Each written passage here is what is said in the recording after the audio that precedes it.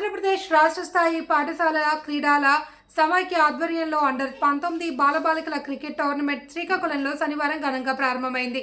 జిల్లా కేంద్రంలో కోడి రామ్మూర్తి స్టేడియం, ప్రభుత్వ పురుషుల డిగ్రీ కళాశాల మైదానాలు ఈ పోటీలకు వేదిక కానున్నాయి. ఈ నెల 3 నుండి 8వ తేదీ వరకు జరిగే టోర్నమెంట్ను స్థానిక శాసనసభ్యులు గొండు శంకర్ ప్రారంభించారు.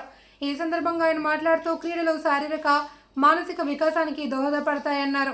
ఈ టోర్నమెంట్ ప్రారంభ కార్యక్రమంలో ఎస్జీఎఫ్ఐ జిల్లా అధ్యక్షుడు, జిల్లా విద్యాశాఖ అధికారి A Ravibabu, SGFI secretary BV Ramana, PET సంఘ నాయకులు ఎంవి రమణ, బడి R Ramana, P Tavatayya, M Tirupatirao, M Anandam, Kiran, Dilleswararao, Srinivasarao, Nirmala, Krishna, Rajesh, Gola, Srikakulam Olympic association Sundararao master తదితరులు పాల్గొన్నారు. ఈరోజు ప్రారంభోత్సవం సందర్భంగా ఈ కార్యక్రమానికి ముఖ్య అతిథులుగా ఎమ్మెల్సీ గారు శ్రీ గాది శ్రీనివాస నాయుడు గారికి అలాగే తెలియజేసుకుంటూ, ఇక్కడికి రాష్ట్ర వ్యాప్తంగా 13 కంబైన్డ్ జిల్లాల నుండి విచ్చేసినటువంటి విద్యార్థులందరికీ, క్రీడాకారులందరికీ కూడా నా యొక్క శుభాభినందనలు, శుభాశీస్సులు తెలియజేసుకుంటూ, రాష్ట్ర ప్రభుత్వం ప్రతిష్టాత్మకంగా తీసుకున్నటువంటి ఈ ఇంటర్ డిస్ట్రిక్ట్ అంతర్జిల్లా క్రీడల పోటీల్లో క్రికెట్ అనేది చాలా ఇంపార్టెంట్ గేము.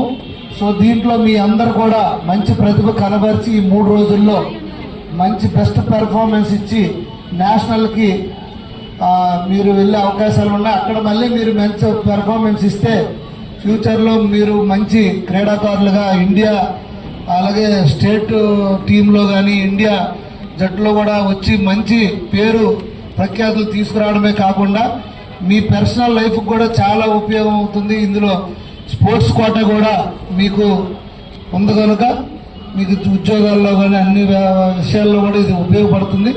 సో ఇప్పుడే శ్రీనివాస నాయుడు గారు అంతా చెప్పారు.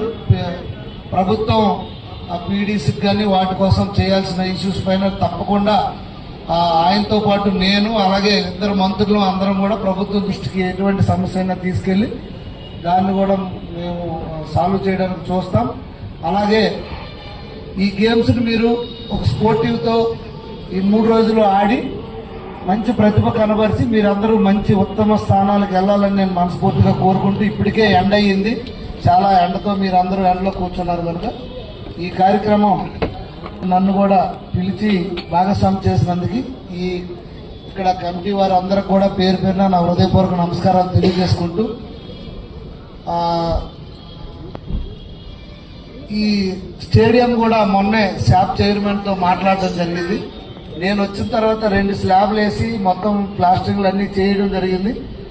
దురదృష్టవశాత్తు ఈ కాంట్రాక్టరు సింహాచలంలో గోడ కట్టిన దాంట్లో ఉన్నందువల్ల ఆయన ఒక 4 months డిలే జరిగిపోయింది. మళ్ళీ త్వరలో next week mostly proper start చేసి వీలైనంత త్వరగా క్రీడాకారులకు ఇది కూడా అందుబాటులోకి తీసుకొస్తామని ఈ సందర్భంగా తెలియజేసుకుంటూ, లోకేష్ అన్న గారు అలాగే గౌరవ ముఖ్యమంత్రి వాళ్ళు, శాప్ చైర్మన్ అందరూ దృష్టికి కూడా నేను తీసుకెళ్లాను. తప్పకుండా వీలైనంత తొందరగా ఈ స్టేడియం